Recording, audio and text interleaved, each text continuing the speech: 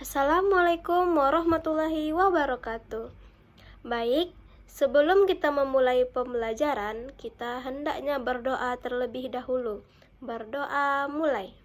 Bismillahirrahmanirrahim. Amin. Baik, kita sekarang belajar tentang apa? Nah, sekarang kita belajar tentang apa itu siklus air. Nah, sebelum Ibu memulai pembelajaran, Ibu ingin bertanya kepada anak-anak Ibu semua. Ibu bertanya tentang apa itu siklus air? Ada yang tahu?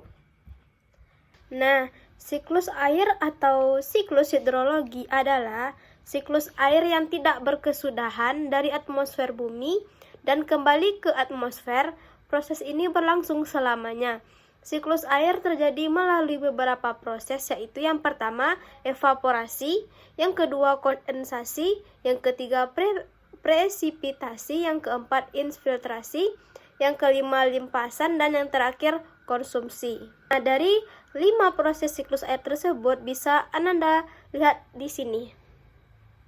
Nah, setelah Ananda melihat gambar tadi, Ibu akan menjelaskan tentang yang pertama penguapan. Air di laut, sungai, dan danau menguap akibat panas dari sinar matahari.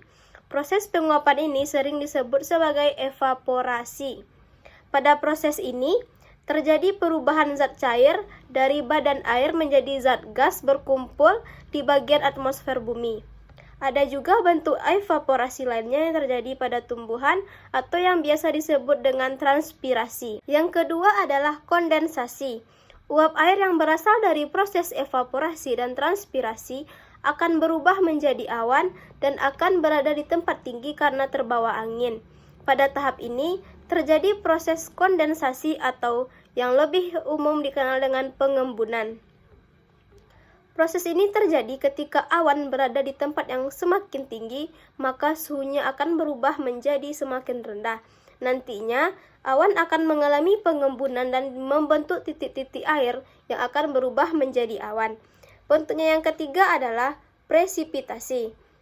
Proses presipitasi merupakan lanjutan dari kondensasi. Tahap ini merupakan proses turunnya air dari awan menuju bumi.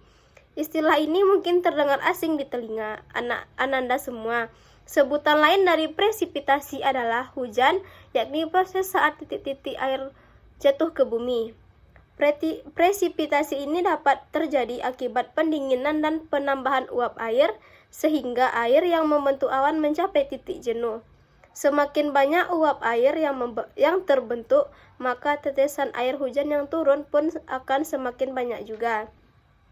Air tidak hanya turun dalam bentuk hujan tetapi juga salju. Pada musim dingin, uap air akan terkondensasi menjadi es yang padat. Kristal es yang berbentuk kemudian menyerap dan membekukan uap air di sekitarnya menjadi kristal salju yang kemudian jatuh ke bumi. Yang keempat adalah infiltrasi. Proses terakhir yang terjadi dalam siklus air adalah proses infiltrasi. Tahap ini sering juga disebut dengan penyerapan.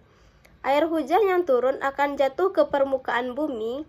Air hujan itu akan mengalir ke sungai, danau, laut, hingga samudera.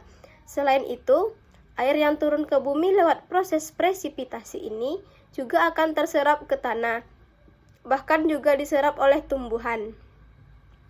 Tanah yang tidak bisa menyerap air dengan baik bisa memicu terjadinya bencana alam seperti banjir, erosi, hingga tanah longsor. Air yang terserap jauh ke dalam tanah juga menjadi sulit untuk dijangkau manusia yang kemudian menyebabkan kekeringan dan kesulitan air. Namun, air meresap dengan baik di bawah tanah dan dapat dimanfaatkan sebagai ketersediaan air untuk irigasi di musim kemarau.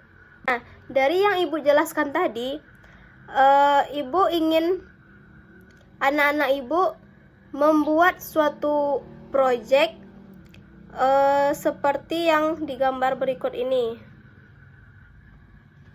Nah, itu saja materi tentang siklus air pada hari ini. Ibu ucapkan terima kasih. Assalamualaikum warahmatullahi wabarakatuh.